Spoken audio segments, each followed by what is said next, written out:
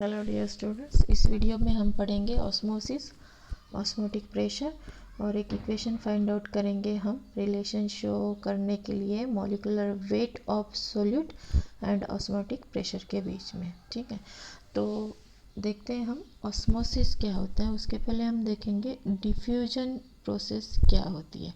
Suppose हमने एक container ले लिया, ठीक है, अब उस इस तरीके का कंटेनर है। उस कंटेनर में हमने कॉपर सल्फेट का सॉल्यूशन फिलअप कर लिया। ठीक है, ये सॉल्यूशन है कॉपर सल्फेट का, ब्लू कलर का होता है वो। ठीक है, अब इस कंप्लीट कंटेनर में ये एक सॉल्यूशन है। अब क्या करें हम, इस कॉपर सल्फेट के सॉल्यूशन में हम इस कर के साइड से, बिल्कुल साइड से वाटर ऐड करेंगे। ठीक है, हम ऐड कर रहे हैं वाटर। तो इस धीरे धीरे इस वाटर की लेयर यहाँ पर बन जाएगी। ठीक है, कॉपर सल्फेट के सॉल्यूशन के ऊपर वाटर की लेयर आपको दिखने लगेगी। थोड़ी देर के बाद क्या हो जाएगा कि ये जो है, ये दोनों सॉल्यूशंस आपको, ये यहाँ से जो कॉपर सल्फेट में कॉपर के आयंस है, ठीक है, और सल्फेट के आयंस है, ये यहाँ पर मूव होंगे, ट्रांसफ़र होंगे।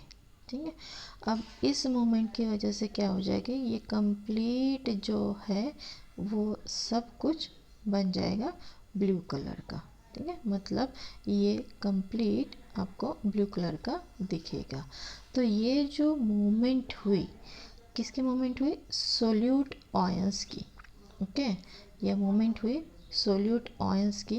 तो ये सोल्यूट आयंस की movement under the influence of, क्या, under the influence of concentration gradient, मतलब वाटर के और कॉपर सल्फेट के जो वाटर और कॉपर सल्फेट सॉल्यूशन जो है उनके बीच में कॉन्सेंट्रेशन डिफरेंस है।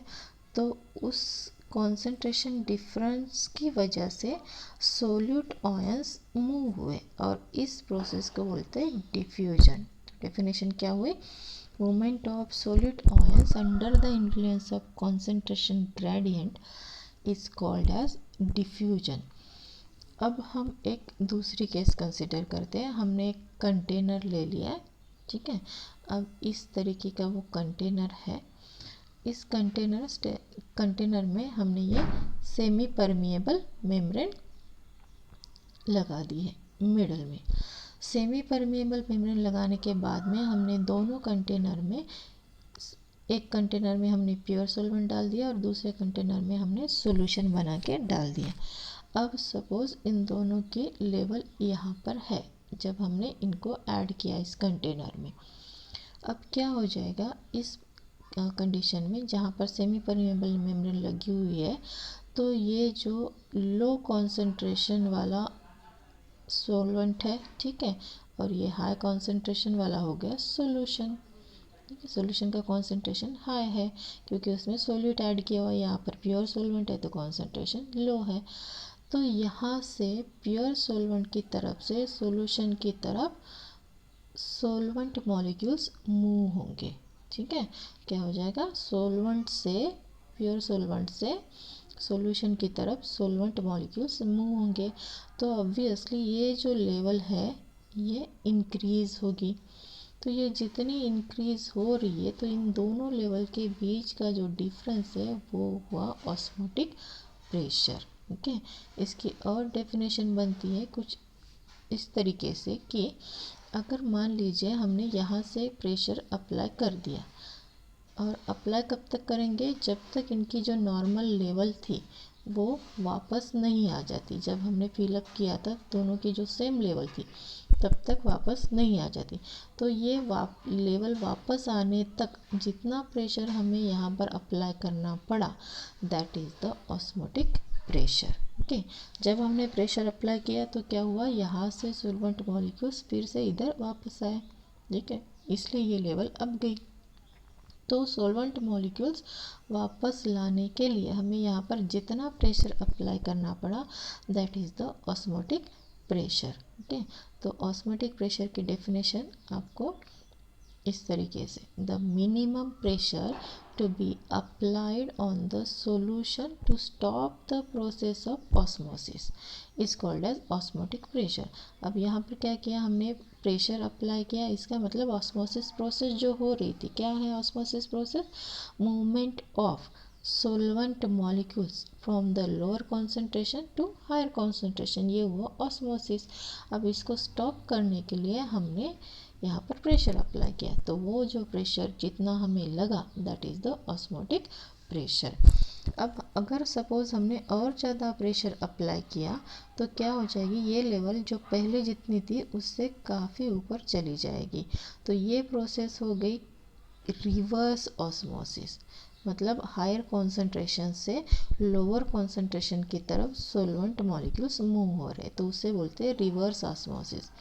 जो आरओ फिल्टर्स होते हैं घरों में लगे हुए, उनमें ये प्रोसेस होती है। ठीक है, तो ये हो गए ऑस्मोसिस, रिवर्स ऑस्मोसिस और ऑस्मोटिक प्रेशर्स। अब मेजरमेंट ऑफ ऑस्मोटिक प्रेशर कैसे करेंगे, वेरी सिंपल, उसका इंस्ट्रूमेंट है जिसको बोलते हैं ऑस्मोमीटर। उसमें स्टेनलेस स्टील का कंटेनर होता है। अब वो जो कंटेनर है उन मिडल में वहाँ पर सेमी परमिएबल मेम्ब्रेन लगी हुई होती है। ठीक है, तो ये सेमी परमिएबल मेम्ब्रेन इस स्टेनलेस स्टील के कंटेनर में लगी हुई है। एक कंपार्टमेंट में हम प्योर सॉल्वेंट डालेंगे, दूसरे में सॉल्यूशन डालेंगे। यहाँ पर एक डायफ्राम लगा हुआ है, फ्लेक्सिबल है, मूव हो सकता है, और उस डायफ्राम को लगा हुआ है स्ट्रेन गॉज और रिकॉर्डर। ठीक है, ये इस तरीके से ये एपरेटस है। इस एपरेटस का नाम है ऑस्मोमीटर।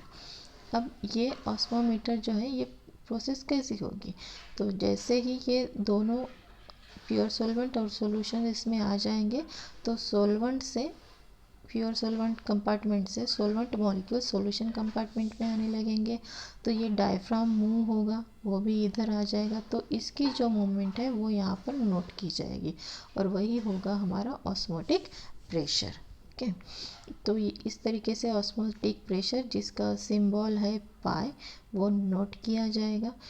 जहाँ पर हमने ये जो सॉल्यूशन बनाया है, हमारा सोल्यूट अननोन है, तो उसका मॉलिक्यूलर वेट फाइंड आउट करने के लिए ये इस एक्सपेरिमेंट से जो पाई वैल्यू हमें मिलती है वो हम यूज़ करेंगे। ठीक है, तो कैसे होता है वो इक्वेशन, किस तरीके से हम इक्वेशन में वो पाई वाली यूज़ करेंगे देखते हैं। क्लास लॉज आपको पता होंगे, बॉयल्स लॉ और चार्ल्स लॉ। बॉयल्स लॉ क्या है, बॉयल्स लॉ है P is inversely proportional to volume at constant temperature. ये 1/V, मतलब अगर हम सॉल्यूशन ले तो 1/V is nothing but concentration, ये हुआ बॉयल्स लॉ। चार्ल्स लॉ क्या होता है, चार्ल्स लॉ जो है वो उसमें कहा गया है कि pressure is directly proportional to temperature at constant volume, ये चार्ल्स लॉ है। तो इन दोनों लॉज को यूज़ किया वैन टॉप ने to give the laws of this dilute solution. ये जो सॉल्यूशन बनाएंगे वो बहुत डाइल्यूट होंगे, जिसका मतलब है कि गैस, जिस तरीके से गैस पार्टिकल्स फ्री मूवमेंट करते हैं, उसी तरीके से सॉल्यूशन में ये सोल्यूट के मॉलिक्यूल्स भी या फिर ऑयल्स जो भी है वो फ्रीली मूव करेंगे। ओके, तो ये दोनों लॉज यूज़ किए वैन टॉप ने। तो पहला लॉ जो उसने दिया, that is the Boyle van Hoff law. क्या कहता है ये law, pi that is osmotic pressure is directly proportional to concentration of the solution at constant temperature. This is very important, at constant temperature, ये हुआ पहला law. Second law जो है वो है Charles van't Hoff law. Okay, तो उसमें क्या कहा है, pi that is osmotic pressure is directly proportional to temperature at constant concentration. इन दोनों लॉज को मिला दे तो हमें एक इक्वेशन मिलता है, pi is proportional to C into T. अब ये जो प्रोपोर्शनलिटी साइन है, इसको हटाने के लिए एक कांस्टेंट लाया गया K, जिसकी वैल्यू एग्जैक्टली गैस कांस्टेंट की जितनी ही मिली, तो K की जगह पे रखा गया R, और इक्वेशन बना pi is equal to RCT। अब ये जो इक्वेशन है पाई RCT, इसमें जो कॉन्सेंट्रेशन है उसकी वैल्यू हमने कहा 1/V फॉर 1 मोल। अगर वही नंबर ऑफ मोल्स n लेते हैं हम, तो इक्वेशन क्या बनेगा हमारा, pi is equal to R into N by V. Concentration की जगह पे हमने n बाई वी यूज़ किया, ये v को इस तरफ लेके गए तो इक्वेशन बनता है pi v is equal to N R T. Just like Boyle's law, sorry gas ideal gas equation P V is equal to N R T, उसकी तरह ये इक्वेशन मिलता है हमें, that is pi v is equal to N R T. अब ये जो n है that is the number of moles is equal to weight upon molecular weight, ये फॉर्मूला है number of moles find out करने के लिए। सो ये वेट हुआ, weight of the solute m, that is molecular weight of the solute. Okay, तो n की वैल्यू हम पुट करेंगे यहाँ पर, तो क्या इक्वेशन मिलेगा हमको, n pi v is equal to, इनकी जगह पे हम वैल्यू पुट करेंगे w by m into R T.